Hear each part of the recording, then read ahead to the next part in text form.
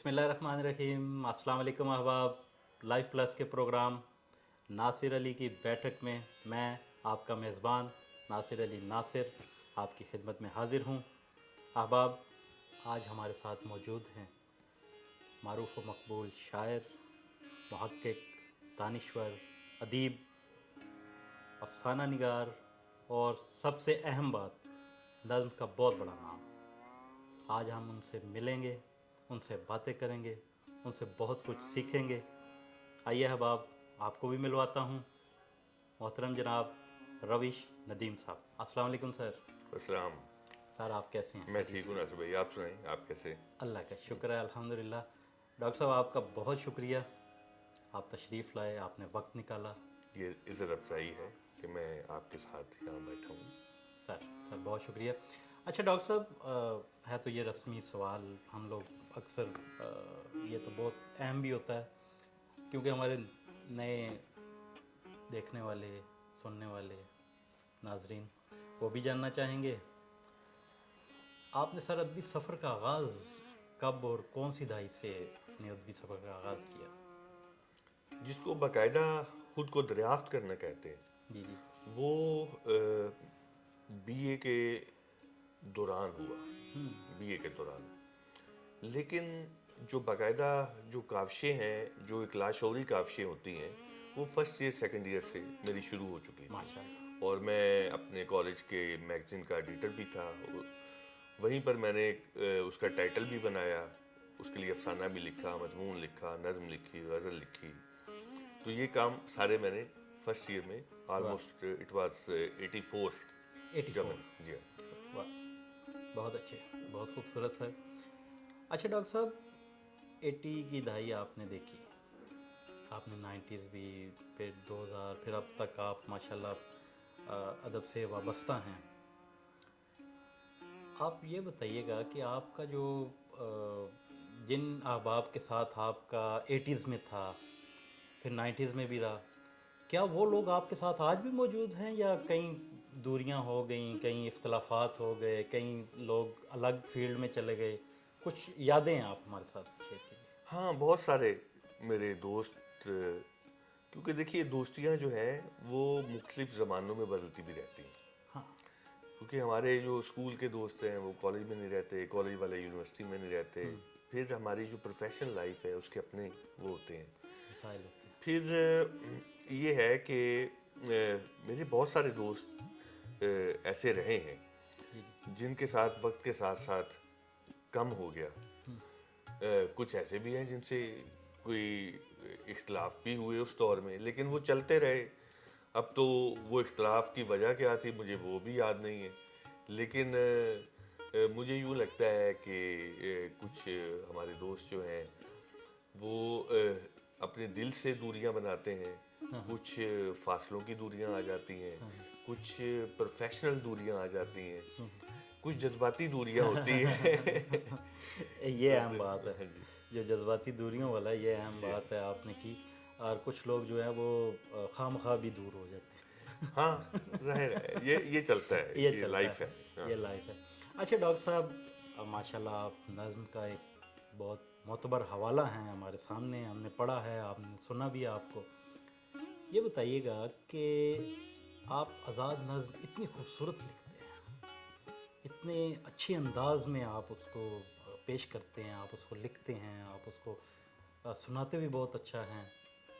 आई sir, क्या ज़रूरत पेश आई कि आपने नसरी नज़्म भी लिखी? ये लफ्ज़ नसरी के साथ जो नज़्म है, ये हमारा प्रॉब्लम है। ये उर्दू, जो जनूबी एशियाई उर्दू है, ये उसका प्रॉब्लम है। अच्छा। क्योंकि उसकी जो उठान है, उसका जो माजी है तवील और बहुत शानदार अहद जो है, वो गज़ल के साथ जुड़ा हुआ है। और एक इंडस वैली की जो तहज़ीब है, आप बड़े सतह पे हिंदुस्तानी तहज़ीब कह लें, वो म्यूज़िक के साथ बहुत गहरे तौर पे जुड़ी हुई है। और फिर वो अपने मिजाज में रोमानवी है। वाह। तो गोया रोमांटिसिज्म, म्यूज़िक और फिर गज़ल, इसका इम्पैक्ट हमारे लाशऊर पर इस कदर ज़्यादा है کہ ہم نے میوزک کے بغیر چیزوں کو قبول کرنا نہیں سیکھا. تو یہی وجہ ہے کہ نثری نظم کو ہم قبول نہیں کر رہے, جبکہ پوری دنیا میں نثری نظم اب لکھی جا رہی ہے. تو ایک وجہ یہ ہے کہ ہمارے ہاں جو عہد زریں ہے وہ ہم پہ غالب ہے اب تک, کیونکہ ہم اپنے عہد میں اپنے سماجی سیاسی سطح پر ایک بڑی کایا کلپ سے گزرے نہیں, تو لہٰذا اس کا سایہ ہم پہ ابھی تک موجود ہے. تو میں سمجھتا ہوں کہ نظم جو ہے وہ آج کے عہد کا ایک اہم استعارہ ہے. جس طرح نثر میں ناول ہے تو اسی طرح شاعری میں نظم جو ہے, اب اس کو تقسیم کرنا کہ یہ میوزک کے بغیر والی نظم ہے اور یہ میوزیکل ہے, یہ آگے اگلی بحث ہے, لیکن دونوں کو دنیا میں نظم ہی کہا جاتا ہے. یہ ہم ہیں جو اس کو لفظ نثری اس کو تھوڑا سا ڈیفیم کرتی ہے. اچھا ڈاکٹر صاحب, یہ تو بہت خوبصورت بات آپ نے کہی. حالانکہ ہماری جو اردو شاعری کا جو تھیم ہے, جو ہمارا اردو شاعری کی ڈکشن ہے, جو جس کو ہم کرافٹ کہتے ہیں, وہ تو جہاں پہ موسیقیت ختم ہوتی ہے وہاں شاعری ختم ہو جاتی ہے. یہ ایک بڑا اہم نقطہ ہے جس پہ میں چاہوں گا کہ آپ اس پہ تھوڑی تفصیل سے ہمارے ناظرین بھی جاننا چاہیں گے اور کسی حد تک میں بھی. دیکھیے, ہماری جو شاعری ہے وہ یا خانقاہ پہ پروان چڑھی ہے یا دربار میں, اور یہ دونوں جگہ ہیں جو میوزک سے بھی جڑی ہوئی ہیں. خانقاہ بھی رقص کے بغیر نہیں چلتی, دھمال کے بغیر نہیں چلتی, ڈول کے بغیر نہیں چلتی. ٹھیک کہہ رہے ہیں بالکل. اور دربار میں تو یہ ہوتا ہی ہے. اب خانقاہ جو ہے, خانقاہ کا جو ادب ہے وہ دراصل دربار کے ادب کا اینٹی تھیسس ہے.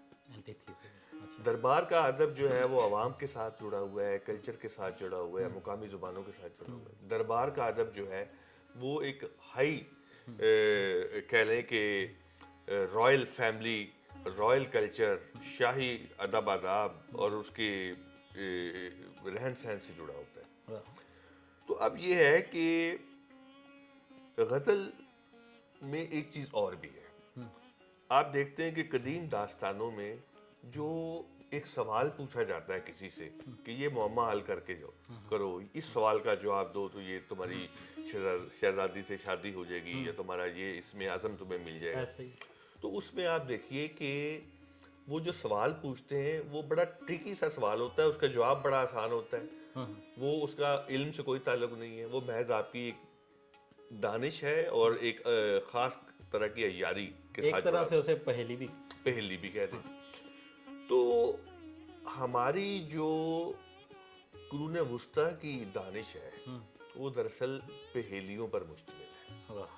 پہیلی ایک چھوٹی سی چیز ہوتی ہے, یہ پہیلی ہی کنورٹ ہوئی ہے غزل کے شعر میں. ایک بات ردم نہیں, غزل کے شعر میں. لہٰذا ہم دو مصروں کے اندر مکمل بات کر دیتے ہیں, پھر اگلے مصرے پہ جاتے ہیں. ہم لمبا نہیں سوچ سکتے اس پہ, جس طرح مثنوی میں لمبا سوچا جا سکتا ہے لیکن ہم اس پہ نہیں سوچتے. دوسری بات یہ کہ غزل کا جو شعر ہے وہ چونکہ بادشاہ کی مطلق العنانی اور حاکمیت کے زیر اثر پروان چڑھا ہے, تو وہاں آپ بات اشاروں کنایوں میں کریں گے. بادشاہ کو برا نہ لگے, نواب صاحب کو برا نہ لگے, رانی مائنڈ نہ کر جائے. تو لہٰذا کیا ہوا کہ اس میں ہم نے گیپس کے ساتھ چند اشارے کرنے, علامتیں, کنائے, استعارے, رمزیں, اس میں بات کرنی ہے. آدھی بات کرنی ہے, آدھی سننے والے نے سمجھنی ہے اور اس کو فل کرنا ہے. یہی اس کی خوبصورتی ہے. لیکن جب انگریز کے ساتھ جمہوری دور آیا ہے تو پھر اس نے وہ والی جو شاہی جبریت تھی وہ ختم ہوئی ہے, تو لمبا سوچنے کی اور براہ راست اظہار کرنے کی آئی ہے. لہٰذا نئی جو نظم ہے, نئی شاعری ہے, اس میں دانش بھی آئی, فلسفہ بھی آیا, احتجاج بھی آیا, بغاوت بھی آئی, مزاحمت بھی آئی. تو یہ ساری چیزیں ہوئی. اب یہ تھا کہ کسی دور میں فروخ سیر کے اوپر ایک شعر کہنے والا, مونگو مٹر والا, اس کا سر جو ہے وہ کٹوا دیا جاتا ہے. لیکن بعد میں 20ویں صدی میں تو ایسے لوگ بھی آئے جنہوں نے تحریکیں اٹھائیں, فیض صاحب جیسے لوگ ہوں یا اور ہوں. ایک تو یہ بات ہے میرے خیال.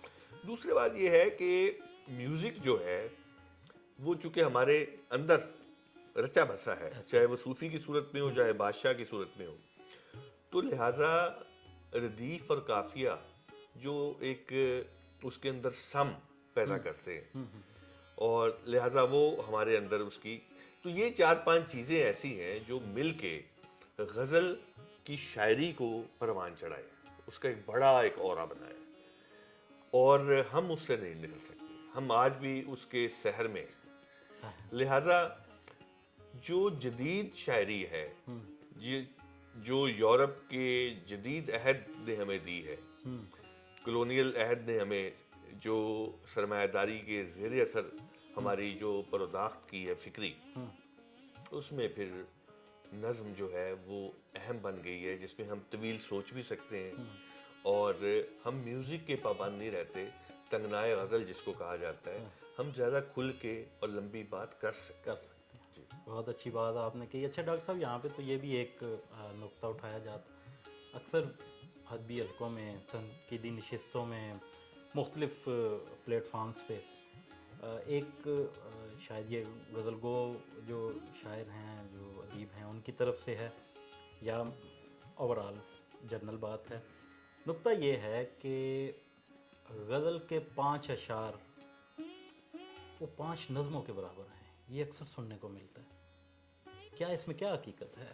نہیں، یہ بات صحیح اس سینس میں ہے کہ ہماری جو تربیت ہے وہ غزل اور کافی اور بیت کے ساتھ ہوئی ہے۔ اب اس میں ظاہر ہے کہ غزل میں اشارے اور کنائے کے اندر وہ ایک گہری بات دوسرے تک پہنچا دی جاتی ہے، دو مصروں کے اندر۔ نو ڈاؤٹ اس کی جو جمالیات ہے، اس کا جو تاثر ہے، اس کا جو حسن ہے اور اس کی جو گہرائی پیدا ہوتی ہے، ظاہر ہے کہ ان کہی کے اندر ایک گہرائی ہوتی ہے جو شاعر اور اس کے سامنے یا شاعر اور اس کے قاری نے مل کے پوری کرنی ہوتی ہے۔ تو ایک تو یہ اہم بات ہے۔ دوسری بات یہ بھی ہے کہ شاعر جو ہے، غزل کا شاعر جو فاصلے پیدا کرتا ہے، گیپس دیتا ہے، جس کو فل کرنا ہوتا ہے ہمارے تخیل نے، ہماری ان کہی نے پورا کرنا ہوتا ہے، اور پھر ان فاصلوں کے اوپر جو طے لگاتا ہے استعارے کی، تشبیہ کی، علامت کی۔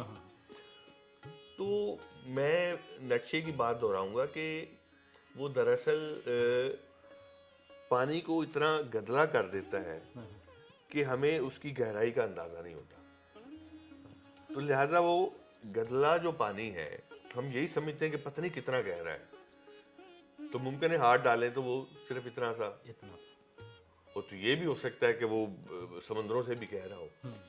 تو میرا یہ خیال ہے کہ اس کے پیچھے ہمارا جو لاشعور ہے اور ہماری جو تربیت ہے، اس کا بڑا گہرا اثر ہے، کیونکہ ہماری تربیت اس کے اندر ہے، اور امیر خسرو سے لے کر اور غالب تک کا زمانہ بہت بڑا ہے، لیکن اقبال اور حالی سے لے کر فیض تک کا زمانہ بہت چھوٹا ہے، ایک یہ وجہ بھی ہے۔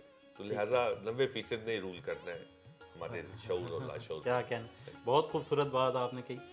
اچھا ڈاکٹر صاحب، جو نوجوان نسل ہے، آگے جو شعر کہہ رہے ہیں، جو نظم کہہ رہے ہیں، نظم نگار بہت اچھے نوجوان ہیں، آپ کیا دیکھ رہے ہیں کہ وہ روایت سے جڑے رہیں گے یا آگے جدیدیت کی طرف ان کا رجحان زیادہ ہے؟ کیا آپ اس بارے کیا سوچتے ہیں؟ دیکھیے، روایت جو ہے اس کو ہم تھوڑا سا بڑے عجیب انداز میں دیکھتے ہیں۔ اچھا، واہ۔ مثلاً دیکھیے کہ کیا اب راشد ہماری روایت کا حصہ نہیں ہے؟ کیا فیض ہماری روایت کا حصہ نہیں ہے؟ کیا عبد الرشید انی کنتم من الظالمین والا ہماری روایت کا حصہ نہیں ہے؟ تو گویا ایک روایت وہ ہے جو حالی کے بعد حصہ بنی ہماری بڑی روایت کا، اور راشد اور میرا جی کے بعد وہ اس کو زیادہ عرصہ نہیں ہوا، محض 70-75 سال ہے، لیکن وہ بھی اس کا حصہ بنے۔ تو اب جو روایت ہم کہتے ہیں تو ہمارے ذہن میں روایت سے مراد قدامت پسندی اور ماضی پرستی نہیں ہے۔ روایت سے مراد وہ ہے کہ وہ ہمارا فنی اور فکری سفر جو مختلف عہدوں میں سفر کرتا مور کاٹتا ہم تک پہنچا ہے. ٹھیک ہے. تو اس کے اس سرے پر تو میں بھی بیٹھا ہوں, ہاں. اور میں نے راشد سے بھی لیا ہے, میں نے غالب سے بھی لیا ہے, میں نے میر سے بھی لیا ہے. جب میں جملہ کوئی بولتا ہوں یا مصرع کچھ کہتا ہوں تو پیچھے یہ ساری روایت کھڑی ہوتی ہے اور بول رہی ہوتی ہے. واہ. تو اس لیے اس میں بہت کچھ میرا نہیں ہوتا. کیا کیا تو لہذا اسی لیے وہ ڈیتھ آف آنر کی بات, ڈیتھ آف آتھر کی بات کرتے آتھر ہیں کی نا, بات. کہ پیچھے روایت ہی آپ سے لکھوا رہی ہے نا, اس کا پریشر آپ سے لکھوا رہا ہے, اور اس میں نے کیا ایڈ کرنا ہے. تو اسی لیے میں یہ بھی سمجھتا ہوں کہ جب کہا جاتا ہے نا کہ یہ جو ہے کسی اور کا لکھا ہوا لکھ رہا ہے, یا اس کے اندر جو ہے اس کا رنگ ہے, رنگ فلاں کا ہے, رنگ اس کی ہے, زمین ہاں، ہے, اس کا فلاں ہے, تو ایسا ہوتا نہیں ہے. بنیادی طور پر پوری روایت کا پریشر جب ہمیں لکھوا رہا ہے, اور ہمارے اندر غالب بھی بول رہا ہے, امیر بھی بول رہا ہے, جالب بھی بول رہا ہے, فیض بھی بول رہا ہے, تو ہم نے صرف اس کے اندر رہتے ہوئے اپنے عہد کے ساتھ کی جمالیات کے ساتھ اور فکر کے ساتھ اس کو جوڑنا ہوتا ہے. بس ہم جتنا ہم عہد کے ساتھ اس کو جوڑیں گے, اس کی جمالیات کو جتنا تازہ کر دیں گے, ہم اثر کر دیں گے, اس کی فکر کو جتنا ہم اثر کر دیں گے, ہم اتنے نئے ہیں. کیا کہنے, بس کیا کہنے, کیا کہنے. بہت اچھی بات آپ نے کہی. ڈاکٹر صاحب ایک سوال اور پیدا ہوتا ہے یہاں پہ نا, کیا نوجوان نسل جو نظم کہہ رہی ہے, شعر کہہ رہی ہے, غزل کہہ رہی ہے, جو بھی اس صنف میں شاعری کر رہی ہے, کیا وہ زبان کو آگے لے کے چلتے رہیں گے, یا زبان کا کہیں آپ نقصان بھی دیکھ رہے ہیں؟ دیکھیے, جس کو ہم اردو کہتے ہیں, جس کے آپ بھی نمائندہ ہیں, میں بھی نمائندہ ہوں, اردو ہماری زبان نہیں ہے. یہ تو حقیقت ہے. ٹھیک ہے, یہ یو پی سی پی کی زبان ہے, اور لکھنؤ اور دلی کے جو ہے کوٹھوں پہ بھی پلی ہے, اور وہاں کے صوفیاء کی خانقاہوں پہ بھی پلی ہے, وہاں نوابوں اور شاہی محلوں میں بھی پلی ہے.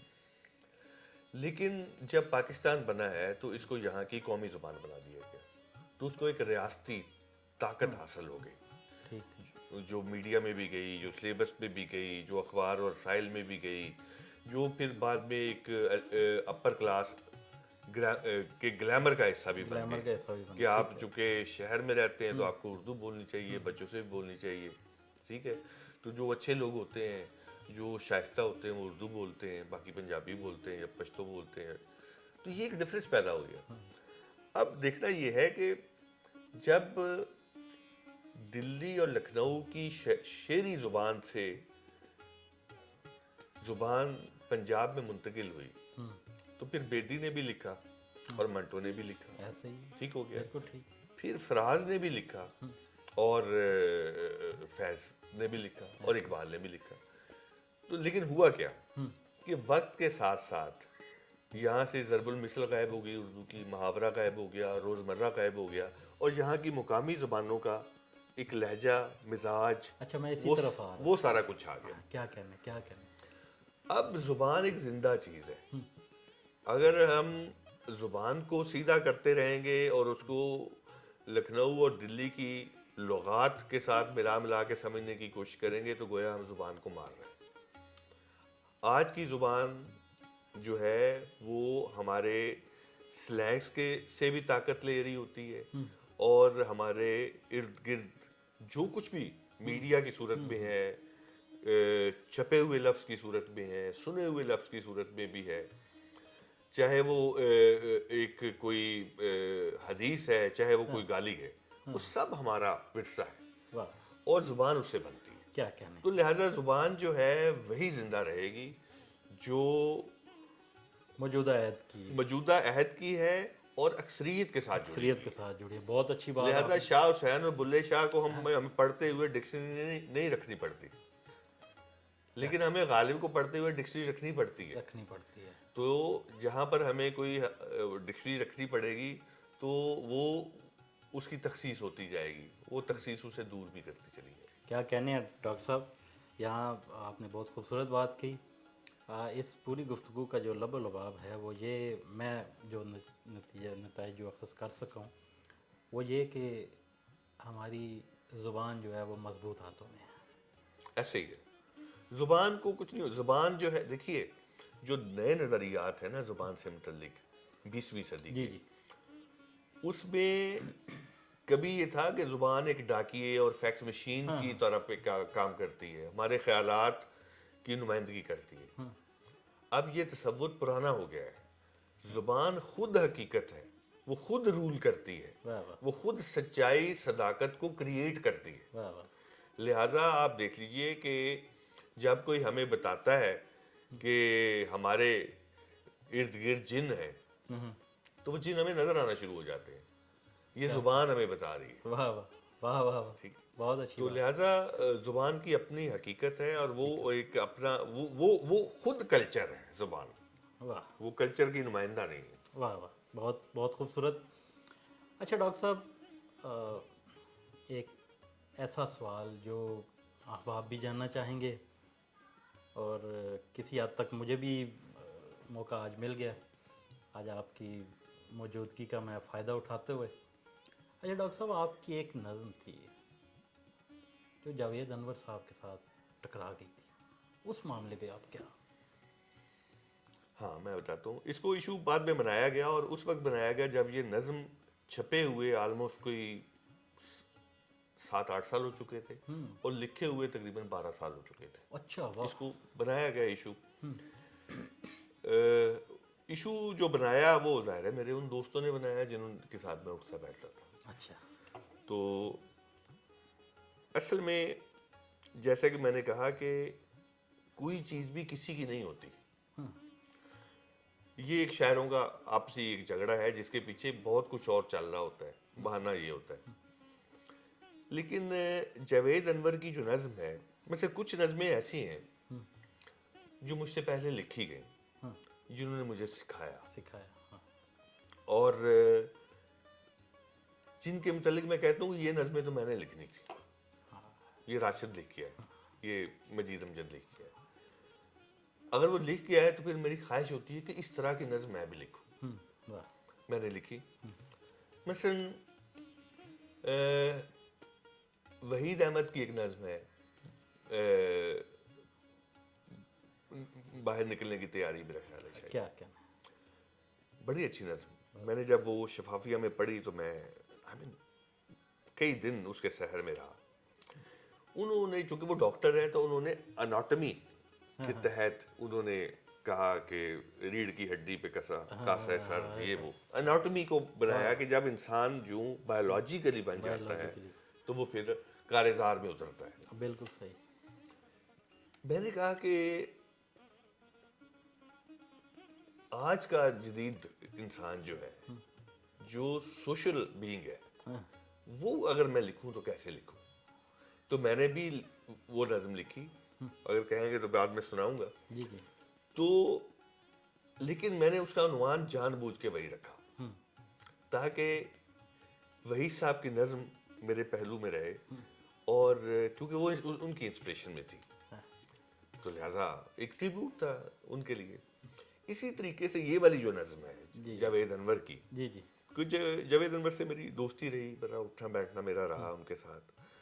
اور جاوید انور سے میں نے سیکھا ہے کہ شاعری کے اندر جو پولیٹیکل آپ نے ایکسپریشن دینا ہے, سوشو پولیٹیکل اور پولیٹیکل اکانومی کا جو دینا ہے آپ نے ایکسپریشن, رنگ دینا.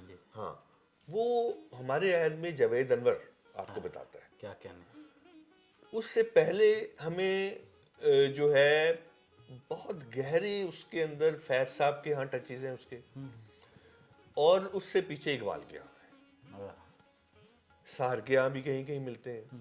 لیکن جس انداز میں اقبال نے ڈسکس کیے وہ باتیں کہ وہاں بینک بھی آ رہے ہیں, سرمایہ بھی آ رہا ہے, وہاں قرضے بھی آ رہے ہیں, وہاں کلونیلزم بھی آ رہا ہے, وہاں مشین بھی آ رہی, اسی انداز میں جاوید انور نے لیا. اب اس کی جو نظم تھی اس پہ انسپریشن میری جو تھی وہ ان کی ٹیکنیک تھی کہ اس ٹیکنیک میں, کیونکہ وہ ٹیکنیک اس سے پہلے نہ بڑھتی گئی اور نہ بعد میں بڑھتی گئی, لہذا ٹیکنیک جو ہے وہ کسی کی نہیں ہوتی, کیونکہ ایک ہی ٹیکنیک پہ ہزاروں افسانے لکھے گئے, ناول لکھے گئے, نظمیں کئی.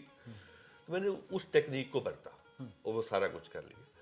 اب یہ ہے کہ ظاہر ہے کہ دوست اب ٹیکنیک کی بحث کو نہیں سمجھ سکتے، عام جو ہے اب وہ ایون تو وہ یہ بھی نہیں سمجھتے کہ خود غزل کے اندر ٹیکنیک کی بحث کیا ہوتی ہے، نظم کے اندر ٹیکنیک کی بحث یہ کیا ہوتی ہے. خوبصورت بات. ہاں تو لہٰذا وہ جو ہے ٹیکنیک ہے جاوید انور کی، نظم میری ہے. اچھا یہ اس کو ذہن میں رکھا جائے. دیکھیے جو ماڈرن نظم ہے وہ میں یہ سمجھتا ہوں کہ میرے اوپر رشید امجد صاحب نے ایک مضمون لکھا تھا، غزل کی جبریت سے آزاد نظمیں میری نظموں میں. واہ واہ. تو اب جدید نظم وہی ہے جو غزل کی جبریت سے آزاد ہو، لسانی طور پہ، فکری طور پر، فنی طور پر، اسلوب اور مزاج میں، لہجے میں. واہ واہ. اب یہ ہوا کہ وہ جو جدید نظم ہے آج کی، وہ جب تک اپنے جدید پیرائے نہیں اپناتی تو وہ پاپولر نہیں ہو سکتی، جدید نہیں کہلا سکتی. جدید کے لیے کیونکہ میرے نزدیک نظم جو ہے وہ دراصل نثر اور نظم کی درمیانی شے ہے. جدید نظم جو ہے اس کو آپ غزل کے ساتھ بھی نہیں بٹھا سکتے، آپ اس کو ناول اور افسانے کے ساتھ بھی نہیں بٹھا سکتے. وہ بریجنگ کرتی ہے، وہ ایک پل ہے جہاں آ کر جو اصناف ہے وہ مدغم ہو جاتی ہے. لہٰذا نظم میں آپ کو پلاٹ بھی ملے گا، کردار بھی ملیں گے، تاریخ بھی ملے گی، معیشت بھی ملے گی، اس میں ڈائلاگ بھی آپ کو ملیں گے، اس میں آپ کو پس منظر بھی ملے گا، اس میں منظر نگاری بھی ملے گی. تو یہ سارا کچھ تو ناول اور نثر فکشن کا. تو لہٰذا یہی چیز جو ہے وہ نظم کو آگے بڑھانے میں معاون ثابت ہوئی ہے. تو میری جو انسپریشن ہے جاوید کے ساتھ وہ یہ بنیادی طور پر جو اس نظم کا. اچھا ٹیکنیک ان کی اور نظم آپ کی ہے، یہ ایک اس کا سمپل. یس یار دوست اور لکھنے چاہیے ان کو اس ٹیکنیک کے اندر. میں نے اس کے علاوہ بھی اس ٹیکنیک میں نے اور بھی لکھی ہیں نظمیں. جی جیسے ایک زمین میں 100 غزلیں ہیں، ایسے ہی ایک ٹیکنیک پہ کئی نظمیں بھی ہو سکتی ہیں. یس اس کو آپ دوسرا رنگ دینا یہ تو ایک ناانصافی بھی ہے اور بددیانتی بھی، ادب کے ساتھ اور دوستی کے ساتھ بھی. تو ڈاکٹر صاحب بہت اچھی خوبصورت بات آپ نے کی. ایک سوال جو میں ذاتی طور پہ آپ سے پوچھنا چاہوں گا. ڈاکٹر صاحب آپ نے ماشاءاللہ اسلامک انٹرنیشنل یونیورسٹی میں شعبہ اردو کا آپ نے بنیاد رکھی. آپ نے 16 سال اسلامک انٹرنیشنل یونیورسٹی میں پڑھایا، بہت سارے شاگرد آپ کے. سر کیا وجہ بنی آپ یونیورسٹی لیول کو چھوڑ کے کالج لیول پہ آ گئے؟ یہ کیا اس میں کیا ہے؟ دیکھیے میں انٹرنیشنل اسلامی یونیورسٹی میں میل سیکشن میں میری پہلی اپوائنٹمنٹ تھی، اور یہ 2005-06 کی بات ہے. تو اب یہ ہے کہ یہاں پر میں کالج کو چھوڑ کے آیا تھا اور یہاں اسسٹنٹ پروفیسر ماشاءاللہ نہیں بلکہ مجھے لیکچر کے طور پہ لیا گیا. اچھا انہوں نے کہا کہ وزٹر نہیں لیکچر میں منتخب ہوا. اور چونکہ میں پی ایچ ڈی تھا تو انہوں نے کہا کہ ہم آپ کو لیکچر تو لے سکتے ہیں، اسسٹنٹ پروفیسر نہیں، کیونکہ میں نے دونوں کے لیے اپلائی کیا تھا. اس کے لیے کچھ اور بندے رکھے گئے. تو میں یونیورسٹی آنا چاہتا تھا تو میں نے کہا میں لیکچر کے طور پر بھی ٹھیک ہوں، لیکن سال بعد میں اسسٹنٹ پروفیسر ڈاکٹر بن صاحب گیا. وہ جو لوگ آپ کے ساتھ جو انٹر ہوئے تھے ان میں سے کچھ دوستوں کے نام آپ مثلاً ڈاکٹر رنجیبہ عارف ہے ہمارا جو انٹرویو پینل ایک تھا، ہمیرا اشفاق صاحبہ، یہ دونوں میرے ساتھ ہی آئے. تو وہ جو ہے یوں کہہ لیں کہ جب میں یہاں آیا اور لیکچرر سے اسسٹنٹ پروفیسر ہو گیا اور اس کے بعد میں پڑھاتا رہا یہاں پر، اور میری جو پہچان تھی وہ ایک پروگریسو کی تھی. پروگریسو ٹھیک ہو گیا. اور میں انجمن ترقی پسند مصنفین کا پہلا یہاں پہ سیکٹری تھا جب اس کو ملکی سطح پر کیا گیا، دوبارہ لانچ کیا گیا. تو یہاں پر ظاہر ہے کہ پھر میں ایک فکری آدمی ہوں اور بہت سارے دباؤ میں نہیں چل سکتا ہوں کہ جو مجھے کہنے سے روکے، مجھے ایڈٹ کرنے پہ مجبور کریں اپنا آپ. تو یہاں پر یہ ہے کہ ایک اسلامی یونیورسٹی کا خاص ماحول ہے اور بالکل ٹھیک کہہ رہے ہیں اس کے بہت سارے دباؤ ہیں. تو یہاں کی جو لابی تھی اس پہ رہتے ہوئے میرے لیے ممکن نہیں تھا کہ میں اس کی ہائر سطح پر ٹچ کرتا، کیونکہ اس دوران ہی بہت سارے لوگ آئے اور میں نے دیکھا کہ وہ ایک خاص لابی کے لوگ تھے اور انہوں نے وہ ان کا حصہ بن کر میرے اوپر دباؤ ڈالتے رہے اور میرے جو جائز حق تھے وہ بھی مجھے نہیں دے پا رہے تھے. تو اسی دوران یہاں پر پوسٹ آئی، 3 پوسٹیں آئیں پنجاب میں، تو اس میں میں نے ٹاپ کیا. یہ فل پروفیسر کی پوسٹ تھی، تو میں نے پنجاب میں ون کیا اس کو. اور میں نے کہا کہ یہ اتنی چھوٹی عمر میں کہ میں ابھی شاید 45 کا بھی نہیں تھا، تو میں فل پروفیسر بن گیا. تو پھر میں نے کہا کہ یہاں میں رہتا ہوں تو بہت ایک زمانہ لگے گا، اور یہاں کی جو لابنگ ہے وہ ایک خاص انداز میں مجھے اپنے رستے کا پتھر سمجھ رہی تھی. تو میں نے کہا کہ یہاں لڑنے بڑھنے کی بجائے بہتر ہے کہ میں ایک پروفیسر جو ہائر پوسٹ ہوتی ہے، فل پروفیسر، ہاں، میں اس کو ایکسیپٹ کروں اور وہاں جا کے میں لکھنے پڑھنے کا اپنا کام کروں. تو لہٰذا میں نے یہ فیصلہ کیا. بہت شکریہ ڈاکٹر صاحب، خوبصورت گفتگو، بہت خوبصورت انداز بیاں. ڈاکٹر صاحب، ناظرین بھی اور ظاہر ہے میں بھی آپ کا بہت بڑا فین ہوں ماشاءاللہ. میرے لیے تو یہ بڑے اعزاز کی بات ہے آج آپ موجود ہیں اور آپ کی موجودگی کا فائدہ اٹھاتے ہوئے سر کچھ عطا نظم. آپ نے نصب جو بات کی تھی نا جاوید انور والی، اور پھر میں نے اس میں وحید احمد کا حوالہ دیا، وہی نظم آپ کو میں سنا دیتا ہوں. جی بسم اللہ. یہ تو آج احباب بھی سنیں گے، اور احباب آپ کے لیے بھی ایک سوال چھوڑ کے جا رہا ہوں اس نظم کے حوالے سے کہ اس نظم کو سنیں اور پھر اپنی رائے کا اظہار کیجیے گا کہ یہ ٹیکنیک جاوید انور کی تھی اور نظم ان کی ہے یا نہیں ہے. یہ آپ نے کمنٹ میں ضرور بتانا. جی سر. یہ ہے عنوان اس کا، وہی گھر سے نکلنے کی تیاری، کیونکہ وحید احمد کو ٹریبیوٹ ہے یہ، اور نظم یہ جاوید انور کی ٹیکنیک میں لکھی ہے. بگ بینگ کے الارم پر آنکھ کھلی، کاما سوترا کو چوم کر تکیے کے نیچے رکھا، داس کیپیٹال کی تلاوت کی، گارشیا کا لحاف پرے پھینکا، ریئلزم سے منہ دھویا، نہار منہ 2 پیگ بائبل کے لیے، نہار منہ 2 پیگ بائبل کے لیے، سارتر رنگ کا سوٹ پہنا، ماؤ چیک کی ٹائی باندھی، کیا کہنا، چی گویرا کے تسمے کسے، ہالی ووڈ کا پرفیوم چھڑکا، لایانیت کی ای میل چیک کی، سینٹو سیٹوں کو لو لیٹر لکھے، بٹوے میں 100 کے 2 مارکس اور 50 کا ایک لائنر رکھا، بیگ میں 5000 سال کا بایو ڈیٹا اور نقشے کے مرحوم خدا کا سفارشی رکا رکھا، نیرودا کی نظموں سے فال نکالی، بی بی سی کو پرنام کیا اور ونڈوز 2000 سے انجانی منزل کو چل دی. کیا کہنے ہیں ڈاکٹر صاحب، کیا خوبصورت نظم. اس کا عنوان ہے گمسم ورق پر دستخط. واہ واہ واہ. خدائے پاک کی مرضی جہاں جیون نشیبوں کا سفر ہو تو،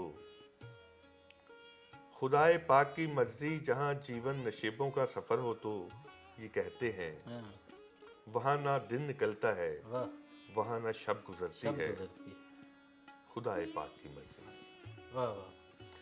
خدائے پاک کی مرضی جلال آباد کے مرد مجاہد صاحب ایمان الدین یعنی زمیں گل خان کی بیوہ، یہی کچھ ہی برس پہلے سنا ہے جب وہ اپنی عمر کے بس 14ویں زینے پہ اتری تھی، فضا بارود کی ایک اجنبی سی باس پہ حیران تھی، اور پوستی پھولوں پہ پیلے موسموں کا رنگ چھایا تھا. خدائے پاک کی مرضی فقط ایک رائے گانی درد کی کہنا کہانی ہے. یہی دن تھے جلال آباد کا مرد مجاہد صاحب ایمان الدین یعنی زمیں گل خان کاندھے پر لیے بندوق، اپنے ہاتھ میں تسبیح کے دانے گھماتا ورد کرتا موسموں کی سازشوں میں کھو گیا تھا. واہ واہ واہ. سو مقدر کے لکھے کا حوصلہ پا کر کلائی میں جلے خوابوں ادھوری قربتوں کی چوڑیاں پہنے، عذاب زندگی کی اوڑھنی اوڑھے، زمیں گل خان کی بیوہ وطن سے دور آ نکلی. ہائے خدائے پاک کی مرضی. ہائے خدائے پاک کی مرضی. سنا ہے آج کل وہ شہر کے گنجان حصے سے ذرا ہٹ کر ادھر 6-7 مرلے کے مکان نمبر 28C میں رہتی ہے, واہ واہ واہ واہ واہ. جہاں شب تو گزرتی ہے مگر ایک ناتواں دن کی خماری کاٹتی ہے پھر گزرتی ہے. ہائے ہائے ہائے واہ واہ. جہاں دن بھی نکلتا ہے, جہاں دن بھی نکلتا ہے مگر شب کی ادھوری کروٹوں کی اوٹ سے ہو کر نکلتا ہے. خدائے پاک کی مرضی. مضافات تمنا کے خرابوں میں چھپی پر نور سی آہٹ, معطر خامشی میں ایک آوارہ مگر محتاط سرگوشی, سفیدی کا تقدس اوڑھ کر گمسم پڑے خالی ورق کے ایک کونے پر گلابی دستخط, یعنی مہر خانم. واہ واہ خدائے واہ پاک کی مرضی. واہ واہ واہ واہ. کیا کہنے ہیں, کیا کہنے ہیں ڈاکٹر صاحب, کیا کہنے. پڑھ گیا. بہت عمدہ, بہت خوبصورت.